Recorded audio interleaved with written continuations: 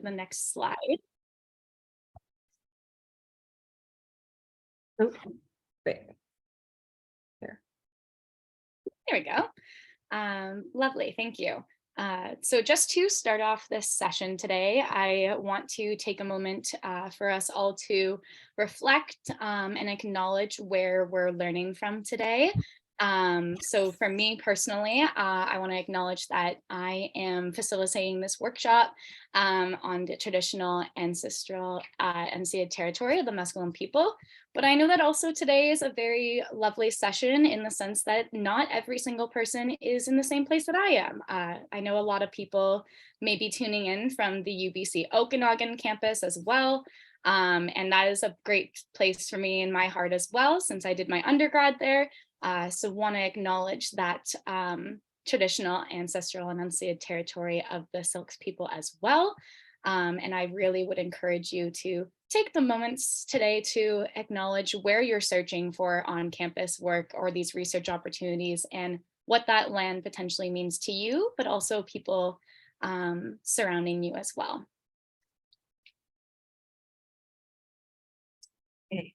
Next, I would like to give a shout out to our Launch Your Career events in Canada, which is UBC's annual networking experience, open only to UBC international students. It's dedicated to support their career development. So in the next 2 weeks, you will have the opportunity to connect and network with industry professionals in a panel and networking setting. Discover how to navigate your work and research opportunities at UBC, develop job search skills, and learn how alumni made a successful transition from UBC to the Canadian workforce. So the launch will include a series in-person and virtual events from March 6th to 17th. And for those events, you do need to register for those, to register to be able to attend. And then also, we're hosting 2 in-person networking events this year. One of them is Ask a Hiring Manager. This session will take place tomorrow afternoon. And my career story feature a panel and networking event that's taking place next Wednesday on March 15th. So you can connect with the hiring managers and UBC alumni to learn about their different industries, possible career path, and to build your network and get inspired. So you also need to register for this one. So please RSVP on Careers Online. And then before we actually get into our presentation, please take our attendance survey to let us know that you're here. You can access the survey through the link provided or through scanning the QR code. By filling out the survey, you will get the recording of the webinar and a link to our post-event survey for a chance to win one of the 6 $25 gift cards. So let's get into it. So we hope by the end of the session, you will be able to have a good understanding of the various work and research opportunities available to international students at UBC. And also you can identify appropriate online and in-person job search strategies relevant to your needs and experience level. And also in the end, you will hear our personal stories of how we navigated finding on-campus employment opportunities. So before I get into the various programs on campus, I want to invite you to consider several of the questions. So what kind of jobs are you looking for? Are you looking to build certain type of skills? Are you looking to supplement your income? In a sense, like how important is money matter to you? And also, are you consider unpaid experiences?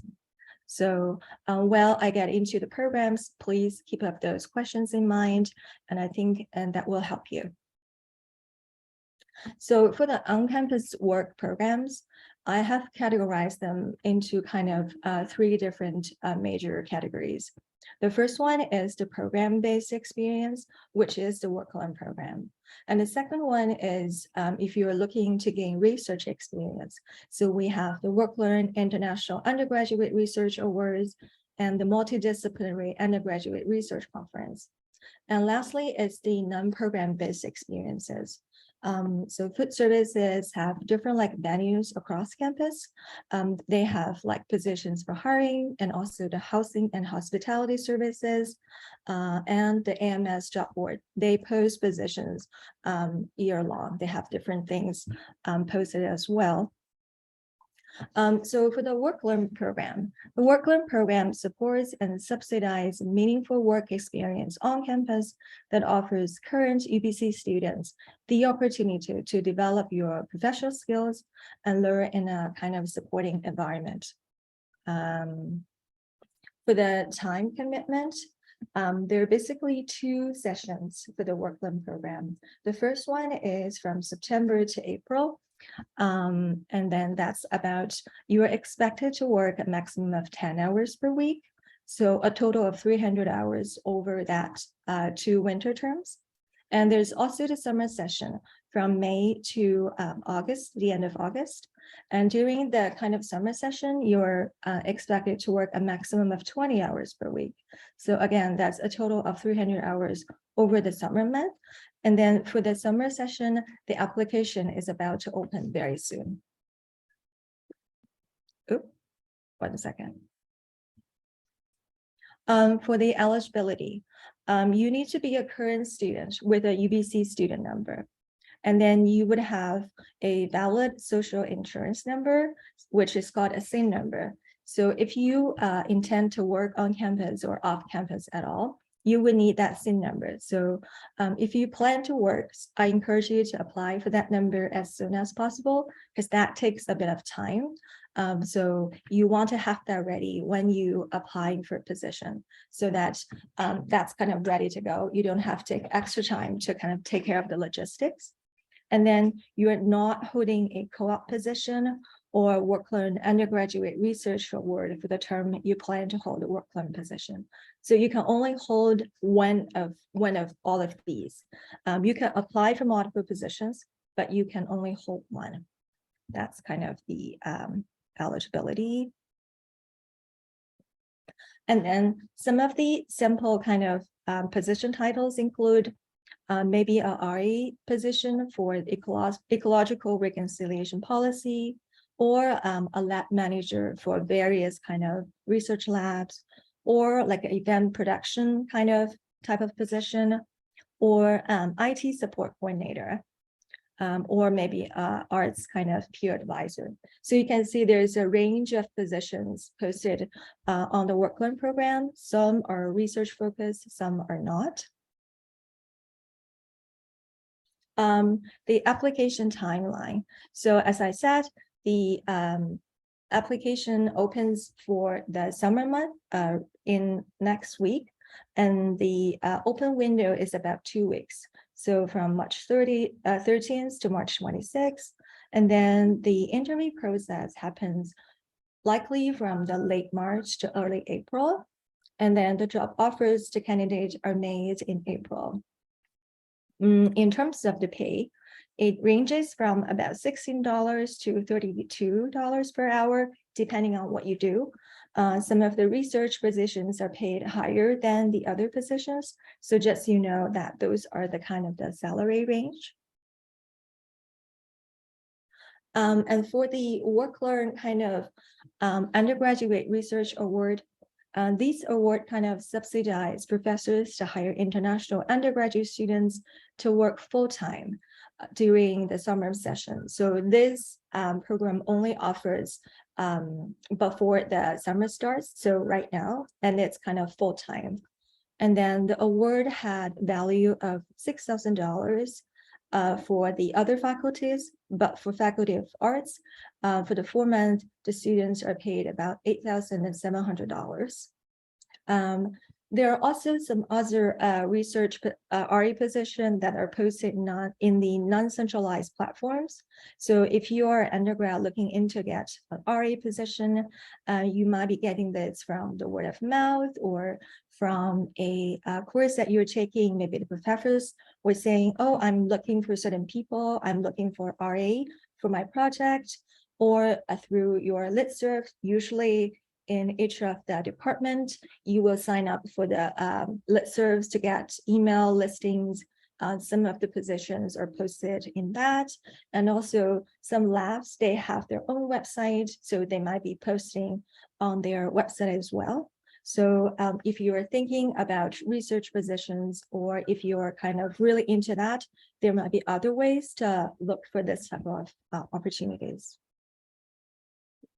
And then in terms of the eligibility for the Undergraduate Research Award, of course, you need to be an international undergraduate student. And then again, you need to have a valid SID number and a study permit. And then you also need to be in BC while you are conducting research and working on your projects. Also, you need to have a faculty member to act as your supervisor. Again, you can only hold one of these, whether that's research or work learn or co-op. Again, you can apply for multiple, but then you can only take on one. Unfortunately, exchange students and visiting students are not eligible for this award. So yeah. There are also two options to apply for the International Undergraduate Research Awards. You can submit a research proposal with a faculty member, or you can just responding to an ad that's posted on Careers Online. So the further details can be found on UBC Careers Online if you're interested. Again, the third one is the Multidisciplinary Undergraduate Research Conference, which is called the MERC. This is a conference for UBC undergraduate students to present their research with fellow students, family, and friends. This is a conference that is led and organized by undergraduate students. So everyone is free to present and to attend. But just know that this is unpaid kind of experiences. But if this is maybe your first time doing research, or you're wanting to gain research experiences, this also might be a good way to kind of know how a conference is organized, and you can volunteer to join the MERC planning committee. So there are different kind of positions that are available. And I think the applications to join the committee is closed for this year, but just so you know, these are some of the options to keep in mind. And if you wanting to do it next year, you can certainly do so. And then lastly is some non-program based experiences. So the UBC Food Services, they're also hiring students on a part-time basis. And I have posted a link beneath that. So there are more detailed descriptions of that, and the pay starts from $15.65 per hour. For the AMS job boards, they have either full-time or part-time positions posted, and I've checked, the pay is ranging from $16 per hour. Also for the student resident life, I've got this stats from previous years. It's about $9,000 for the 8-month period. I think there's a slightly increase every year. So if you are thinking about that, you're possibly getting paid more if you are doing that in the future years. And I think Rachel actually maybe knows more about this because she worked in resident life before. If you have specific questions, I'm sure she'd be happy to talk about it. And then lastly is the UBC Giving. So this is the call center. And then the pay ranges from about $18 to $26. So those are just a very quick overview of the kind of non-program based experiences on campus. Also, let me kind of say a bit about the competitiveness of the program. So for the Work Learn program in 2022, we received about, we have 1,500 positions available. And for the Undergraduate Research program in 2023, there's about 175 positions available. But in the previous years, we have received about 18,000 applications for the summer Work Learn program and 23,000 applications received to the winter work learn program. Again, those are applications, not applicants, because you can apply for multiple positions and so submit as many as you would like. So these are the kind of overall kind of stats telling you maybe how competitive that is for the work learn positions and for the undergraduate research positions.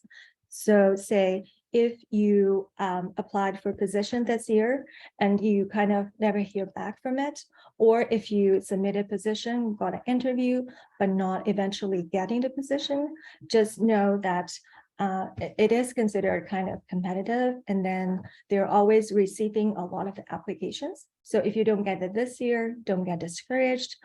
You can always apply again next year. Or you can start with maybe some of the unpaid positions or volunteer positions to gain more experience and building up to some of the positions that you like. So just kind of giving you an idea, and you can always apply for multiple positions, so that don't feel like if you kind of submitted this year and not hearing back, don't feel discouraged about it at all. Okay.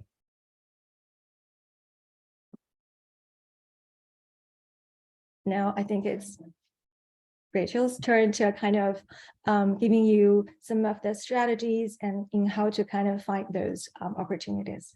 Awesome. Thanks, Ran. That was amazing. I love hearing about all the different opportunities. It always amazes me every time I hear about everything that UBC has to offer.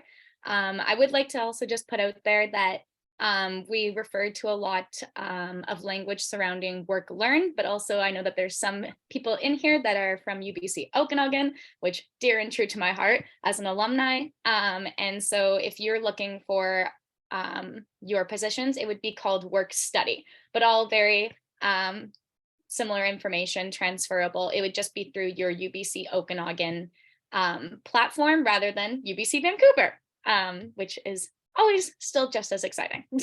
And so kind of going into a portion on, so how you kind of go about applying for these jobs. How do you decide what jobs to apply for? And I really want to circle back to what Ran was talking about of questions to consider, the reflection portion of looking for a role.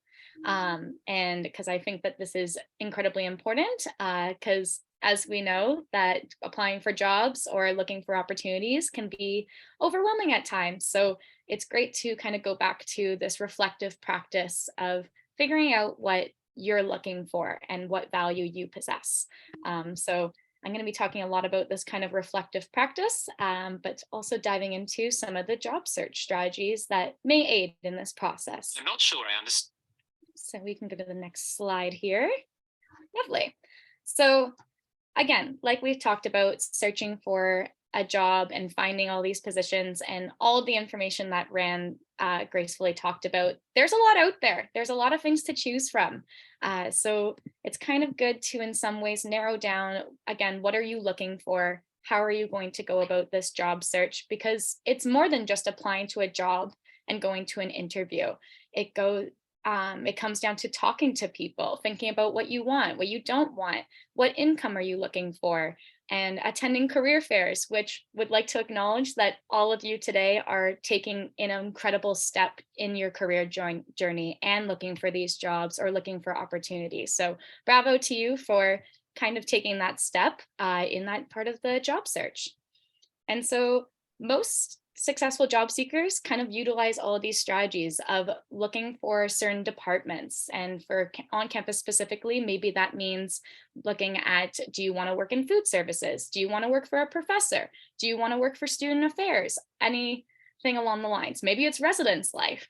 Kind of thinking about where exactly do you want to work? Where can you see yourself tailoring your resume and your skills to find a job that is not only great for employers, but great for you. And so you can go to the next slide here, Ran. And yeah, I just want to keep in mind that no matter what you're looking for, when you kind of go back to those reflective questions, no matter what you want to be thinking about the people that you know, the people you've talked to, and also what you already possess and already have in your application as an asset. And this is just, I guess, a metaphor is the wrong word for this, but I guess a framework or a rule is like 20% of your time may be looking for, or 20% of your effort may be looking for these jobs, going onto the job board, searching and browsing what you see fit. But 80% of that time may be doing those reflective practices or talking to people or networking. And coming back to what you guys are all doing today, of coming to this session, that's part of that 80% that you should be proud of in terms of learning about your options and learning about what you may be looking for on campus. And then, so we can go to the next one here. So yeah, so how do we actually go about applying to these jobs? Like Ren talked about, there's lots of options, which I am obsessed with. I love on-campus jobs. I love on-campus opportunities. I will rave about them all day. But logistically, a great place to start if you've decided that you potentially want on-campus work or on-campus opportunities, however that may look, a great place to start is the UBC Careers online job board. And this is applicable for both UBC Vancouver and UBC Okanagan. They both have the job board, which is really lovely. I've taken advantage of both during my undergrad and in my master's today. So maybe it means going onto the job board. And what I've done in the past is if I was looking just for on-campus opportunities, I would literally go to the search bar and search UBC. And it does a great job of kind of narrowing down all of those potential UBC opportunities. If you're open to volunteering, part-time, full-time in the summer, work learner, work study positions, it kind of gives you it all, which is really lovely. And if you have any questions specifically about searching throughout these job boards, both from UBCO or UBCV, definitely feel free to ask those at the end. And we can even, if there's time and necessary, we can absolutely share our screen to show that. But that's a great place to start. If you know that you want on-campus work, why not look at the on-campus job board, right? So that is what I would recommend. You also, a great opportunity if you are here potentially thinking that research might be a path for you, because that's a form of on-campus work and volunteering as well. Maybe it looks like connecting with your professors or people in different faculties, or if there's a department that you're really, really interested in working for, maybe it means reaching out to them. When I was kind of starting my master's program at UBC Vancouver, I had a dream in mind of working for UBC Vancouver's Career Center. So I actually reached out to the department. I reached out to my now current supervisor asking, what are potentially the opportunities? What will be coming up? And what's this job going to look like for me if I was potentially to be successful? And so maybe it means taking some time, again, going back to those reflective questions and figuring out maybe you should be reaching out and having some of those conversations. And again, I know that I talk a lot about reflection, but I do think it's very valuable in terms of prioritizing your time, because like Rand talked about, there's lots of jobs and volunteer positions out there. So you want to make sure that your time applying and tailoring your applications, tailoring your resumes, connecting with people, all of this is worth your time and your effort, as it can be time consuming. And a lot of us here are students. So it's important to prioritize what we may be looking for. So actually applying to the jobs. So you found one that you really want to apply for, or maybe you found 10. I mean, up to you, totally in your capacity. The employers, especially on campus, because a lot of UBC's frameworks are about development and goals and working towards a career that you desire, or academically working towards these goals. Employers want to know 3 things.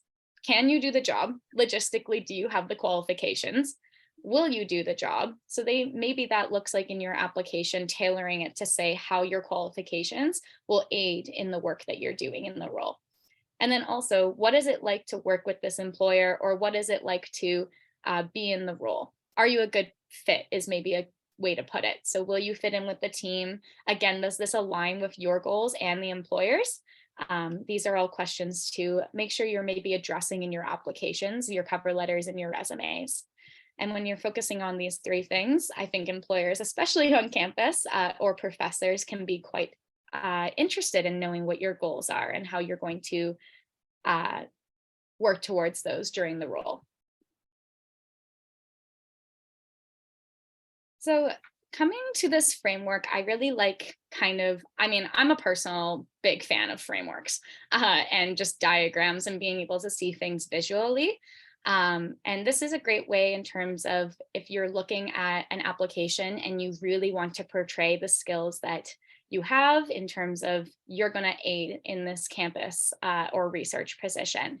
So maybe it means looking at these two things, what they want. So in this example, someone who can solve their organization's problems. And so in this case, maybe it's the department is having a certain problem, or they're working towards something, and you need to look at what are they going to get out of you working for them or volunteering, so forth.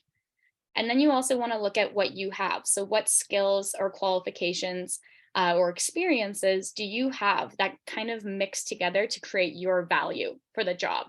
And that's what you really want to portray in your job applications, is your value. Not only what you're going to get, but what the employer, department, faculty, professor is going to get as well. And so again, this comes back to reflecting upon your past experiences. And I think a lot of the time in job searches, it can be very overwhelming. I hear a lot of students come to me and say, what if I don't have enough experience? And I actually would argue that in this framework, it doesn't actually say anywhere experience, it says I have. And that can be backed up in a lot of the things you're doing, not just a job or a certain position that maybe they are saying is a qualification. So if you're in school, for example, you're gaining skills in time management, communication, collaboration. These are all skills that you have from just even attending University of British Columbia. And so those are things that you can hone in on and create and uplift your value. And so this is a great way to kind of what we call value proposition yourself. So giving your supporting qualifications, however that may look. So if it's your education, that's amazing, or certain skills or abilities, and then the value that you're going to add in the job position. And then, so going into now, I guess, more specifically the research route, because it can look a little bit different. Of course, work study and work learn positions, there are going to be some research postings, but it's not the only way to find them. There's never one route. And I personally really like talking about this in terms of sometimes it just means reaching out to professors or faculty that you want research opportunities. Sometimes you have to create this opportunity for yourself. And as much as that can be a daunting and scary experience, it can also be quite rewarding if that is what you are looking for. So in terms of how to go about this, if this is something you're interested in or thinking about, is it comes back to talk to professors, do your research, figure out if there's a professor in your department that is studying something you are incredibly passionate about. So for me, my research is in mental health. And the only reason I kind of got into that is because in my third year of my undergrad, I decided this professor is researching something really, really cool. And I don't know if I like research yet, but I know I want to try it. So why don't we just reach out and see what happens? And I did this by really researching the prof, figuring out what they were doing in their field, how it aligned with my personal goals, but then also how I was going to aid in the project as well. And maybe this looks like emailing them, saying that you're interested, and attaching your resume and just having those conversations. A lot of the time, professors love talking about their research. So take this opportunity to even just learn from them and then thank them for their time. And you never know what experiences or opportunities, whether that's paid or not. And that's, of course, something that you may need to evaluate, which is totally valid. But you never know what could be sparked from just having a conversation and hopefully learning something.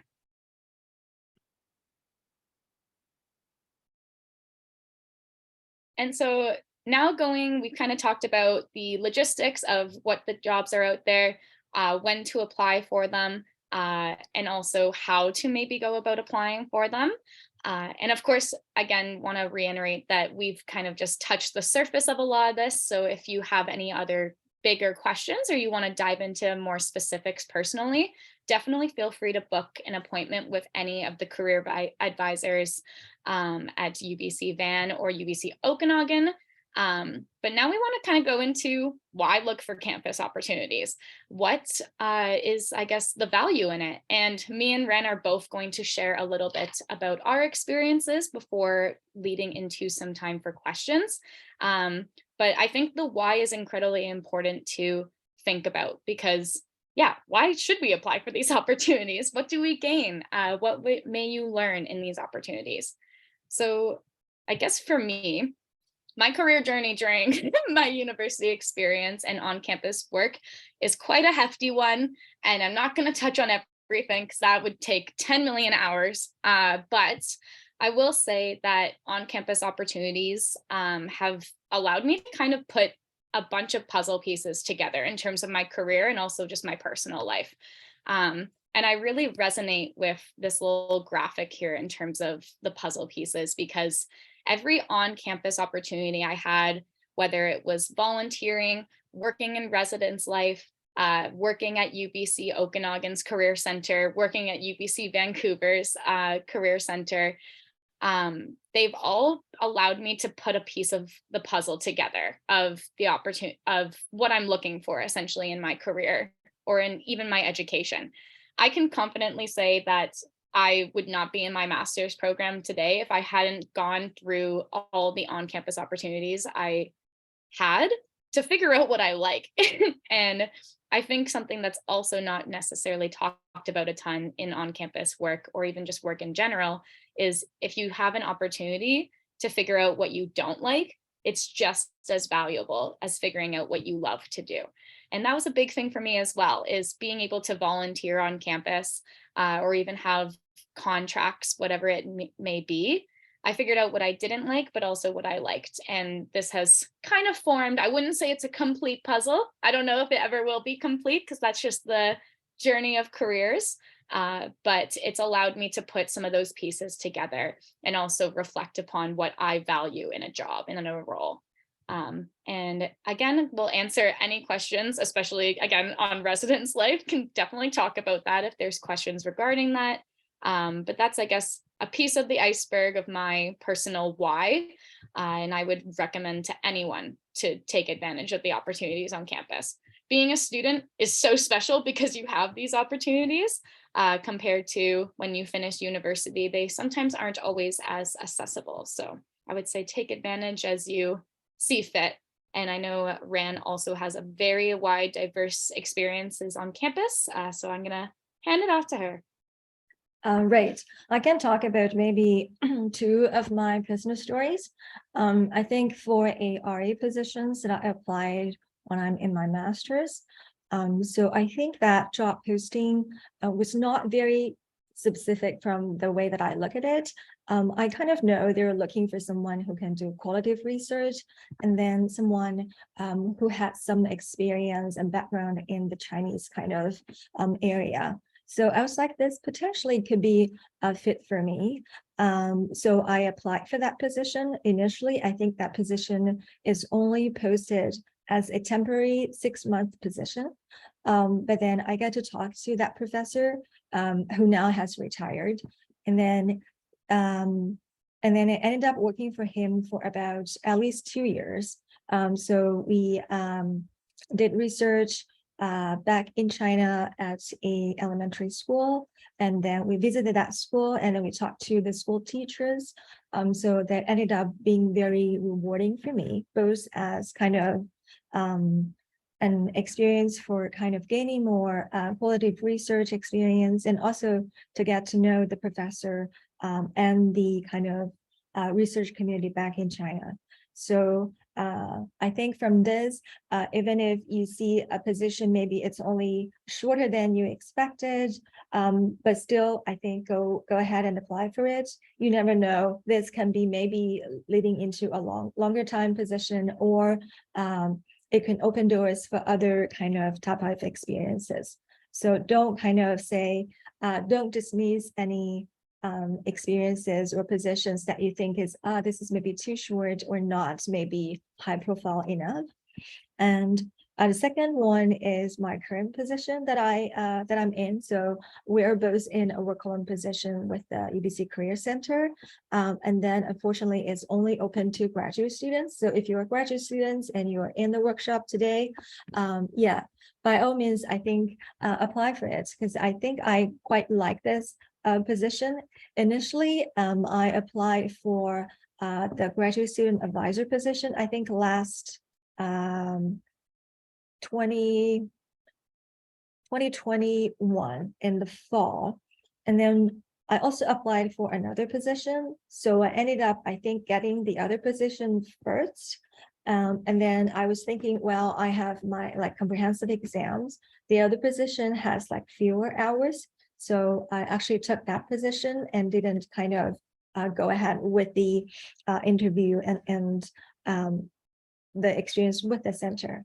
But then after that first position ended, I was like, I still kind of was excited about this career center opportunity. So I reached out to, again, my supervisor now, Daniel Barkley, and learned that this coordinator position has opened up. So I ended up kind of applying for this position last March. Yeah, so around this time, and then working on this position. And in like a retrospect, I actually think I like this career coordinator position more, because you get to work on different projects and different programs, and you organize and you get to kind of present different things to different audiences, which is also quite exciting. So there might be, you might not kind of land on the position you initially thought you applied for, or you initially thought you would like more, but then there's different trajectories that you might go through, and I think you should embrace that. There are different kind of experiences to it, and you might learn different things about yourself, and get to know like different people. So yeah, I think people should have an open mind and about what kind of opportunities are being presented to you, basically. Yeah, that's kind of my end of the story. Love that. That's excellent. I love hearing your story every time you speak, Ran. But yeah, we have luckily some time for any questions, anything that's come up, anything regarding logistics of applying to jobs. If you want to write it in the chat, or raise your hand and put your microphone on, whatever you see fit. I'm gonna stop share because that's the end of our slides, so that we can see the who else is having questions, or type the questions in the chat.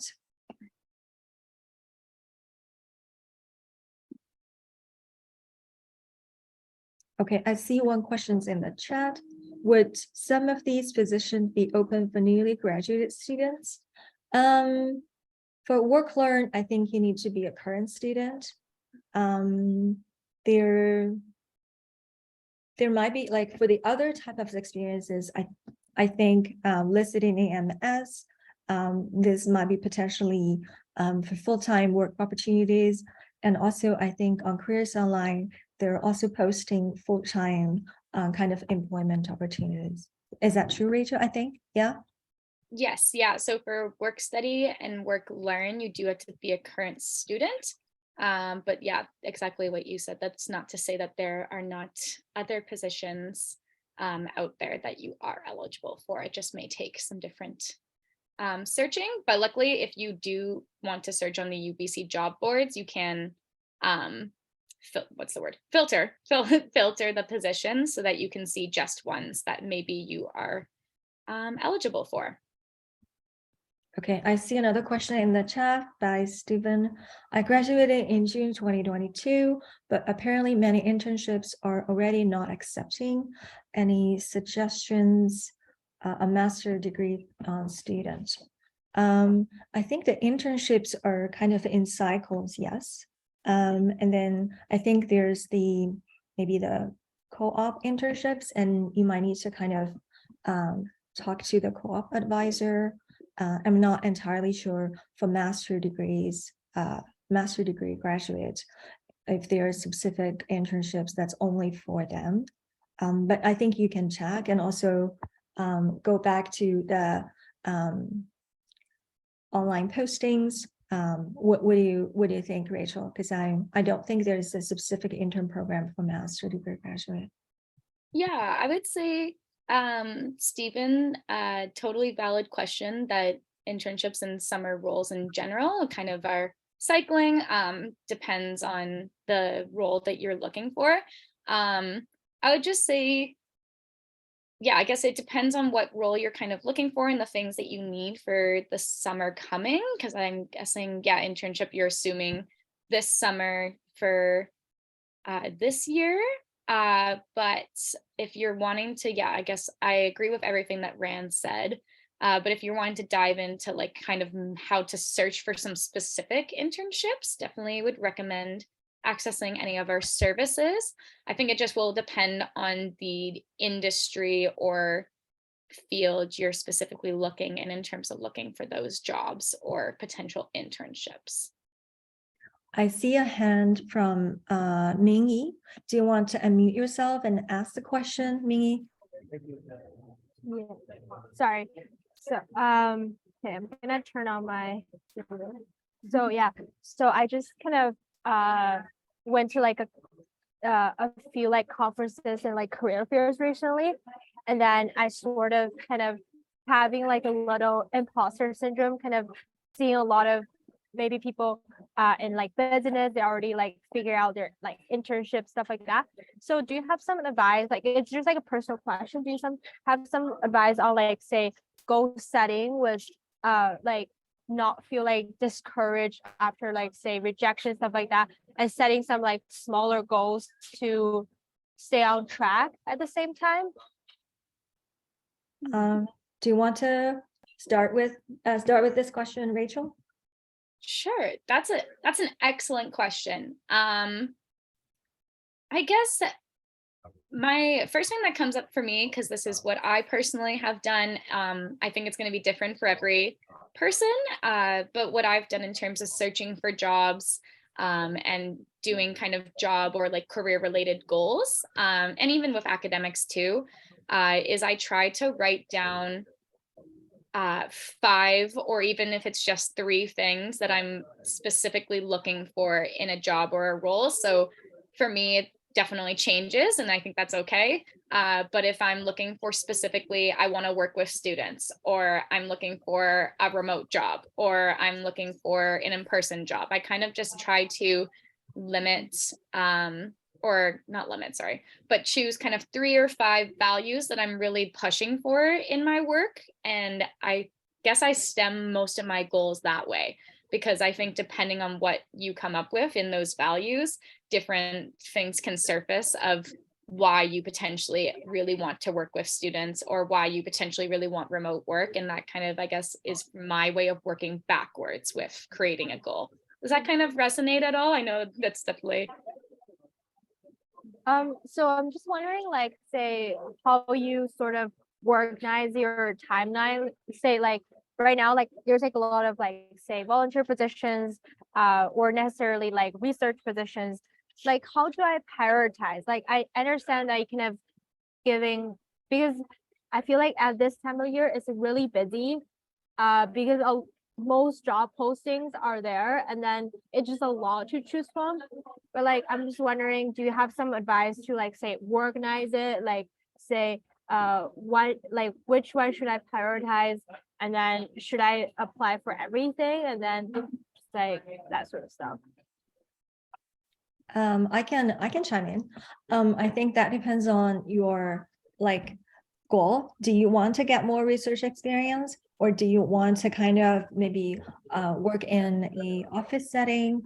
So I guess you should think about that first, so that you know how much energy and how much time you devote to applying for certain type of positions, because those positions, especially those one posted on Careers Online, they're only available for 2 weeks.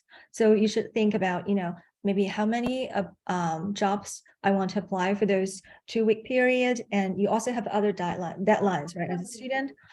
So just kind of make sure, oh, those are the deadlines that I have. And then I really just want to get research experience. So I would just look through, maybe only filter through the research experience, and then see how my kind of background aligns with the job description, and then go from there. Or if you're like, I'm not interested in research at all, I have lots of kind of professional kind of experience that I wanted to put into some practice, then just have the work learn but not take the research. This would narrow your kind of what things you can see. So I guess that's a way to kind of prioritize and know what you want to do, and also think about your time. You also have other things, right? Schoolwork that's due as well. So you don't want to kind of be going, oh, I'm just only busy applying for positions, so I miss my like course deadline. And that's also not a good way to go about searching for jobs. Yeah, because you also need to balance your schoolwork and your work, right? That's also the expectation. Okay, thank you so much for your advice. Great. So I've seen more questions pop up in the chat. So can we have more than one research assistant position? And also, can we have an undergraduate research assistant in summer and regular research assistant in winter? I think you can have more than one RA, but just like if this RA is from the work learn kind of undergraduate research or work learn kind of program umbrella, then you can only have one. But if you get this RA from maybe talking to a professor, and then you can certainly have more than one. And then, yes, you can finish one kind of undergraduate research award in summer and then have other positions in the winter.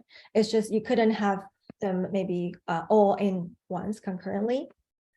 Yeah, is that, Rachel, you have anything to kind of, yeah, good. Yeah. Okay. And one more question. I wanted to ask if these job opportunities will contribute to my future permanent residency application. This is a tricky question. I think for the PR application, it's the full-time position. I think you would have to have like certain amount of full-time work experience. And this work learn are part-time positions. So I'm not entirely sure how that would fit into the kind of requirements and stuff. Rachel, do you have insights on this one? I personally do not, but definitely if this is something you're thinking about, I feel like we probably, lovely. Irene's already ahead of it. I was just about to say I was going to find a link, but this is what, yeah, I was going to say I recommend in terms of International Student Advising Office. I personally don't feel educated enough to speak on that, but I know there are others on campus that are. Right, you can talk to international student advisor about certain kind of eligibility or requirement for like PR applications. Again, yeah, Irene has put a link on if you're graduating, there are things that you could potentially look into. And then I'm seeing a different question. Okay, where can you connect with work learn employers and alumni? Are there info sessions, fairs with specific departments? I think once those work learn positions are posted online, you can see usually there is a contact person or a hiring manager.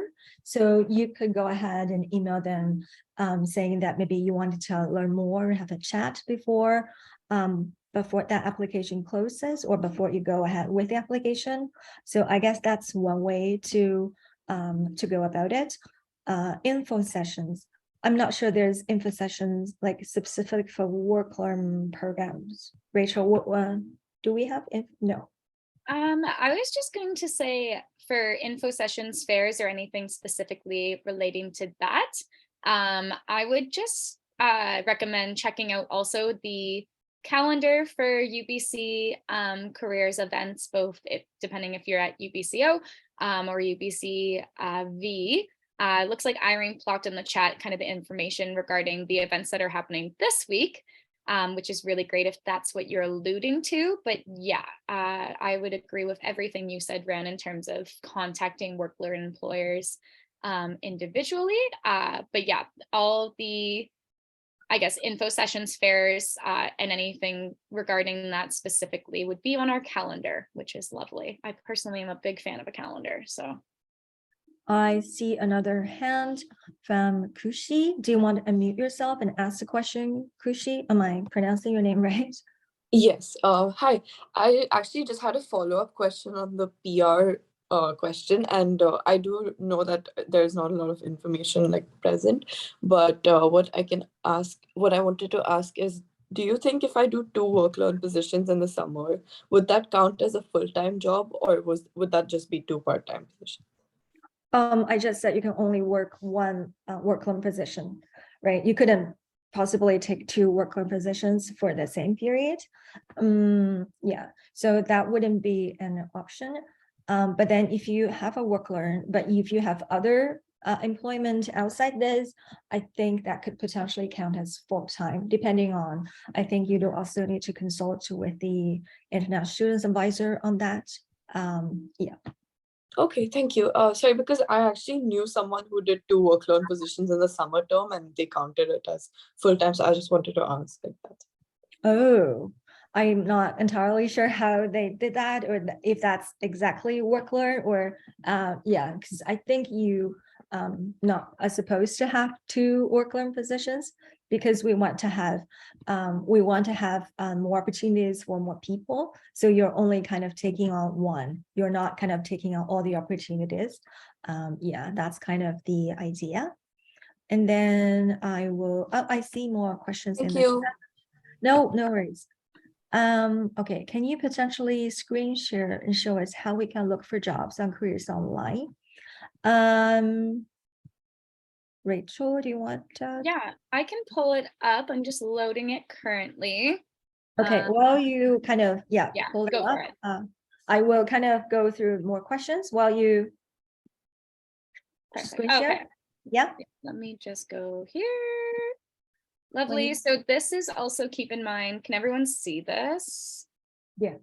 Okay, lovely. This is the Vancouver campus student services. So UBC Okanagan will be similar in terms of it's on the UBC Okanagan careers website, like the student services website, and it will be very similar process. So if you are at the UBC Career Center resources, and if you are on the main page here, you just would scroll down and find opportunities. It's careers online. I'm gonna really hope it takes me as a student here and not staff. So, okay. There's the option as either student and alumni, which is likely if you're searching for jobs, what you will press. Then you're going to log in with your CWL, so your student login. And this will, again, be the same thing for UBC Okanagan in terms of like logging in with your student account, and it connects that way. And apologies for the slow going here, but it will bring you to the careers page. And so how you would go about searching for jobs, there's a bunch of information on this website, and it's also how you would book an appointment with an advisor if that's something that you are looking to do. But you would press jobs, and similar to other job board platforms, there's a ton of links on here and ways to search or minimize. Specifically, when me and Ram both talked about filtering, you would go under position type, and you can select all or none of these requirements or filters. So if you're looking for full-time, part-time, specifically work learn, there would be the same thing at UBC Okanagan for work study.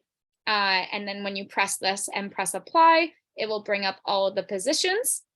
And in terms of applying, very similar to other job boards, you'll look at the posting and you can apply directly, likely directly through the website. For some positions, they may say to email, but just make sure you're reading the posting and you can ensure of that. And you are able to look at any of the positions. So hopefully that is helpful. I can't see the chat currently, but okay, lovely. Yeah, so that is the same process for also UBC Okanagan as well. Okay, there are more questions that I see. So, oh, wait, where is it again? 1 second. Oh, I think I found it. When you say we should contact and or network with professors, alumni, and others, Right. does that mean we need referrals for campus jobs? Okay, excellent question. Rand, do you have any outstanding thoughts on this one, or? I don't think you actually need referrals for on-campus jobs. But then I think you should always kind of contact professors that you want to work with and network with them, because potentially they could kind of give you, maybe refer you to certain jobs. You don't necessarily need that, but this would kind of give you an edge in the kind of application process. Yeah, what do you think, Rachel? Yeah, I would echo everything you said, that it's definitely not necessary, especially if you're kind of starting that communication process, especially with professors. What I would say is, yeah, kind of have, I guess, a stem of how maybe you found them or why you're reaching out in that sense, if you don't have a referral. So saying like, I saw you through XYZ platforms, and maybe that's just a lab website, whatever that may be, to stem kind of where, I guess, for you seeked out their email or contact info. But no, you definitely do not need a referral. Great. And then I see one more question. Is the WorkLearn International Undergraduate Research Awards only for summer? Yeah, because those are only for the summer month. Those are full-time during the summer month. So yes, for that particular program, it's for summer. But again, there are other kind of RA positions posted throughout the year and in different platforms and different channels. So if you are wanting to gain more research experience, just make sure to kind of search in different venues. Yeah, anything to add, Rachel? No, yeah, that was great. Everything that you said. What are the best opportunities for graduate students? Rachel, do you want to take this Yeah. one? I guess my first thought is there's no better or worse opportunities when it comes to graduate students. I would say it's definitely the reflection process regarding any opportunities on or off campus, I think, is incredibly crucial for not only all beings, but graduate students specifically, because you have to evaluate how much time or capacity I think you have. Every graduate program can be quite different in terms of your workload, research, if that's part of your program. So evaluating how much time you actually have for opportunities, I think, is a great way to start. And creating that time frame, whether it's 5 hours and you just want to volunteer for those 5 hours, if you have capacity for a full-time job and you want to do that, absolutely, that could be a great opportunity. XYZ, but I think it's just evaluating how much time you have and how you want to fill that time. I personally have been given a great piece of advice that if you're in a research-based program or even a professional one, that if you are seeking out opportunities, you want it to relate to why you're in the master's program in the first place. So if it's aiding in, I guess, your development in the program, and that's how I guess my mind goes when I think of best opportunities, but I think that is up to your capacity and what you can handle. Right. I think I would echo, and also I'm not sure what is considered best opportunity for you personally. So if you consider that to be research related, then you obviously wanted to kind of gain more experience in that area. But if you're thinking maybe I don't want to kind of do more research, I wanted to work in a certain environment or in a certain company as a certain type of like maybe analyst or whatnot, then you would seek out opportunities that would help you gain experience in that area. Just in terms of the work-learn positions, there are also positions kind of are specifically for graduate students, such as the Career Center. All the positions posted by the UBC Career Center are only for graduate students. So you need to be a current graduate student. I'm sure there are other opportunities on WorkLearn that are kind of, they're saying they specifically look for graduate students to fill out this role. So just kind of search for those opportunities, if that helps. Yeah, I think we're at a bit over time. So I think I want to thank everyone to participate and to be here with us, and then for asking your questions.